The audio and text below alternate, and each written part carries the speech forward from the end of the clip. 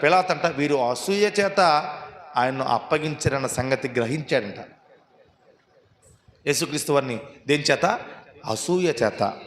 అవును కదండి. ఇప్పటికీ కూడా యేసుక్రీస్తు వారిని బాహాటంగా సిలువేస్తున్నారు అనేక మంది క్రైస్తవ వ్యాతరులు కూడా. యేసుని నమ్మని వారు కూడా యేసును బాధ పెట్టాల్సిన అవసరం ఏంటండి? ఇంకా వెర్రి వాళ్ళలాగా, జ్ఞానం లేని వారిలాగా. యేసుక్రీస్తు వారు ఎవరు? ఎందుకు నువ్వు ఆయన మీద అసూయ పడాలి? యేసుక్రీస్తు మీద అసూయ పడాల్సిన అవసరం ఏంటి నీకు? ఒక అంబేద్కర్ వాదాన్ని ఇష్టపడే వారి మీద నీకు అసూయ ఉండదు. ఒక గాంధీ వాదాన్ని ఇష్టపడే వారి మీద నీకు అసూయ ఉండదు. ఒక చెగువేర వాదాన్ని, ఆ డాక్టర్ని ఫాలో అయ్యే వారి మీద నీకు అసూయ ఉండదు. ఒక వైఎస్ రాజశేఖర రెడ్డి వారిని అనుసరించే వారి మీద నీకు అసూయ ఉండదు. అరే, యేసుక్రీస్తు వారిని అనుసరించే వారి మీద నీకు అసూయ ఎందుకు? నీకోసమే కదా ఆయన వచ్చింది. యు బిలీవ్ ఆర్ నాట్, నువ్వు నమ్మినా నమ్మకపోయినా నువ్వు అసూయ పడాల్సిన అవసరం లేదు. ఒకవేళ నా కొరకు ఆయన రాలేదు, నా కొరకు చనిపోలేదు అని అంటావా? ఒకవేళ మౌనంగా ఉండు. నీకు ఆయన ఏం అన్యాయం చేస్తున్నాడు?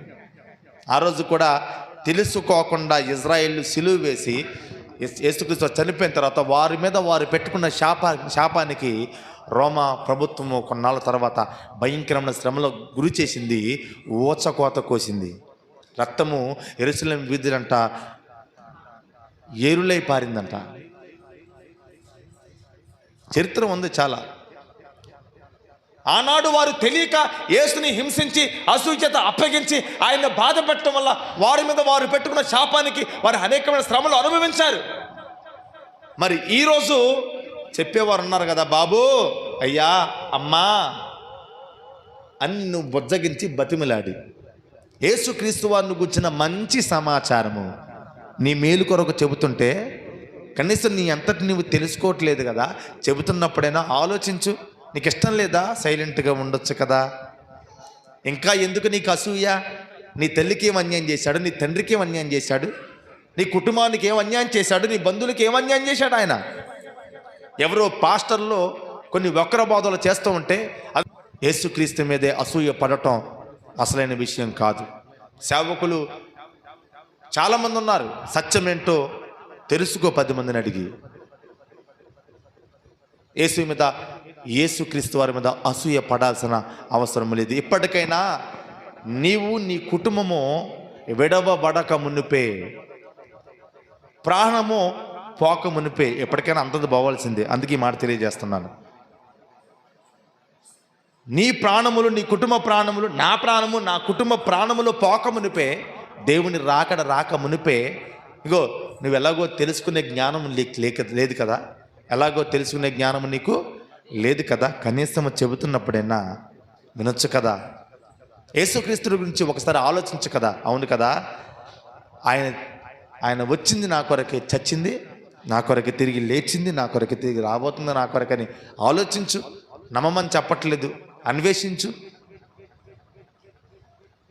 ఆయన నీ జీవితంలో అద్భుతమైన కార్యాలు చేస్తాడు తల్లి.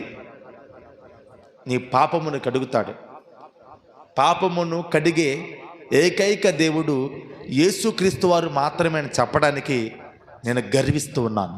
పాపమును తొలగించే దేవుడి లోకములో ఎవరు కూడా లేరు, రారు. రక్తము కాచిన దేవుడు ఇప్పటికీ నిన్ను పరిశుద్ధపరచడానికి ప్రయత్నిస్తున్న మంచి దేవుడు యేసుక్రీస్తు వారండి.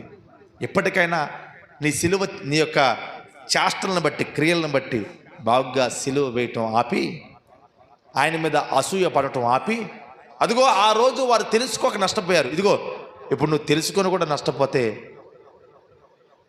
నీ జీవితానికి నీవే ఉత్తరవాది మనసు తెలుసుకొని ఇప్పటికైనా మీరు చేస్తున్న పాపాలు మానండి. ఈ పాపాలు విసర్జించండి. రక్తములో కడగబడండి. అప్పుడు మనము ఖచ్చితంగా రాకడ కొరకు సిద్ధపడతాం. ఆయన రాకడలో ఎత్తబడతాం.